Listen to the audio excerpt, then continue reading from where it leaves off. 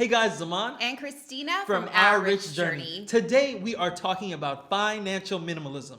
And if you have never heard of it, you are in for a treat today. Because financial minimalism was key to us on our journey towards financial independence and retiring early. In fact, we would not be millionaires today if we were not financial minimalists. And so on today's video, we want to share with you our tips so that you maybe on your journey can practice financial minimalism and hopefully achieve financial independence.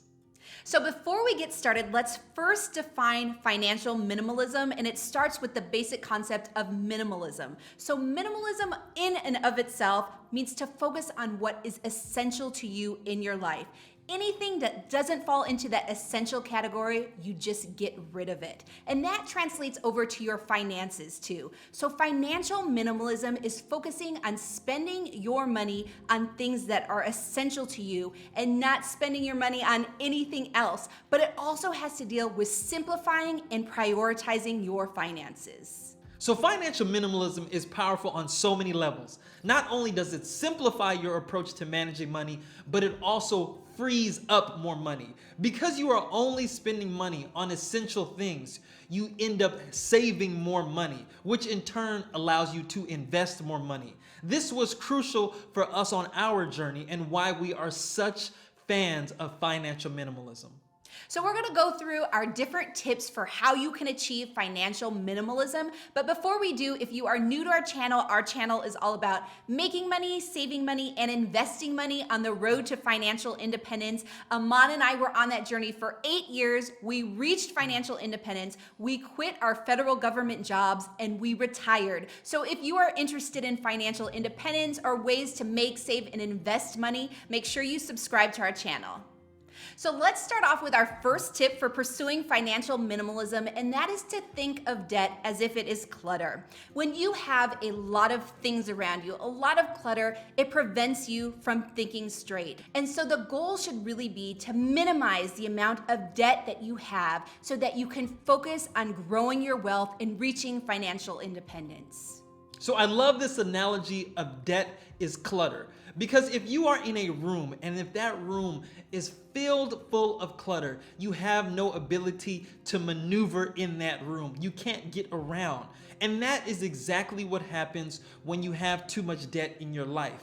You are restricted in the things that you can do. You can't save more, you can't invest more. Your mind is not free to think of ways to make more money. Debt represents a huge obstacle when you are on your journey towards financial independence. So this leads us to tip number 2, which is to minimize the amount of money that you spend on a home.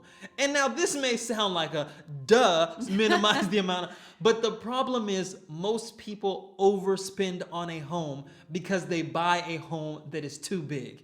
And I'll tell you what people do.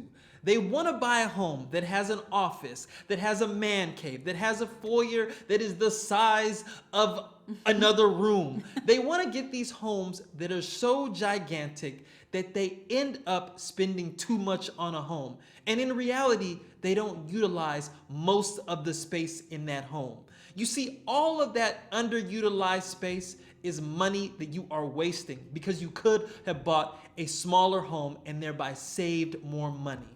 So financial minimalism focuses on your essential needs. So if you are going to buy a home, make sure you're buying a home that meets your essential needs. It does not need to exceed those needs. And if you are in a home that you currently live in that exceeds your needs, you can think about downsizing. Our next tip is to create a simplified investment plan. And we are talking to the people that are buying individual stocks, the people that are buying 30 to 40 individual stocks to make up their investment portfolio. You see, we invest in low-cost index funds that capture the entire stock market, the total stock market index fund. But we have talked to so many people that own tons and tons of stocks, and we cannot help but think, how do they keep up with all of these individual stocks? You see, if you're an investor, every company that you invest in, you should be attending their annual meetings. You should be reading their annual reports. You should be up to date on every single investment that you have. But someone that owns that many individual stocks, it is virtually impossible for them to keep up with it. And so we think that if you are a financial minimalist, your investment approach should also require a minimal amount of effort, but get maximum amount of return. And so that's why we are proponents of investing in index funds, because the person that invests in an index fund 9 times out of 10 will beat the person that invests in individual stocks. So if you guys are interested in learning how to implement a more simplified approach to investing, check out our investing playlist on our channel, and you can also enroll in our investing course that's available now. Our next tip is to automate your investments. Now, this is key if you are practicing financial minimalism, because we are talking about taking effort out of your investing. Once you set up your accounts, once you set up how much money you're gonna put into those accounts, put it on automation so that you can focus on other things and allow your money to be working in the background.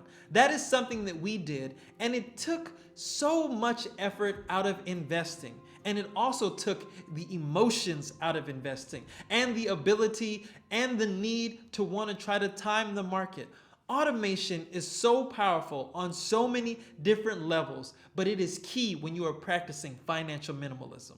So the next tip is understanding your wants versus your needs. We found this study that focused on the wasteful spending habits of Americans. The study found that the top 5 ways people wasted money was by throwing away leftovers or expired food, buying fast food, buying overpriced drinks, impulse buying, and eating out at restaurants, with the top 3 reasons for wasting money being really wanting something, convenience, and wanting to feel good. The study found that Americans wasted an average of $139 a month, with the largest wasteful purchase being $521.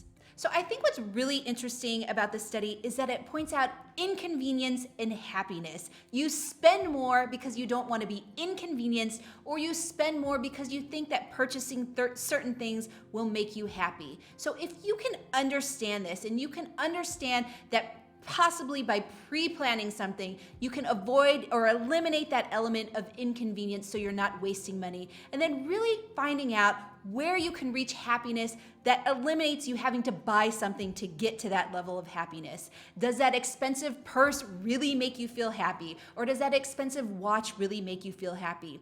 It's a matter of really doing an intake and finding out how to get to happiness and how to avoid those inconveniences so that you are not wasting your money in the process.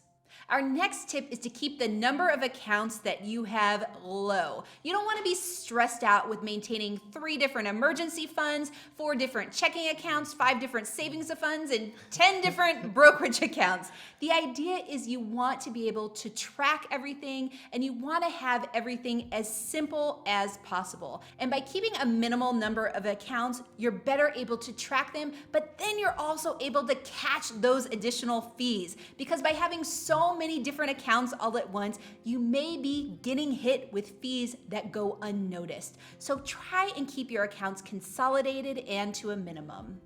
Our next tip is to keep your subscription services to a minimum. Now, we talked earlier about automating your investments, which is a great thing to do. But your subscription services, those are also set up on an automatic payment system, and you can lose track of those types of bills.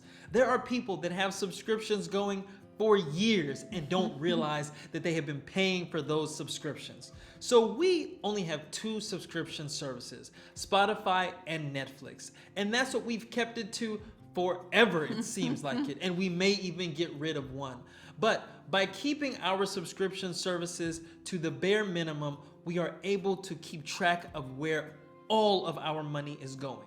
Now, our last tip has to deal with transportation and owning a car. A car can represent one of the biggest unknown bills you may have, because it's not just the cost of the car, but there are other financial obligations that go along with owning a car. So our tips to you, if you choose to buy a car in cash. Try not to finance it. and get a car that meets your essential needs, that gets you from point A to Z. We drove an $800 used minivan and it got us from point A to Z, and of course we were able to pay cash for it. But if you do have to buy a car, try to keep those two things in mind. Our other suggestion, which may sound a little extreme, is if you can, go without a car. We did not own a car for a very long time when we lived in Lisbon, and maybe we'll go back to not owning a car again. But if you can go without owning a car, imagine all of those other financial obligations that completely disappear. Insurance, taxes, licenses, fuel, all of these other things that make your financial life more complicated. And if you are pursuing financial minimalism, you should be looking at every purchase that you make as another thing that is going to make your financial life a little bit more complicated. And a car is definitely one of those things. So our point with this video was to be able to show you how financial minimalism works out in real life. These are principles that we have been going with our entire journey, and we'll continue to practice them here in Financial Independence. And so if you like this video, please give it a thumbs up, subscribe to our channel, and join the journey.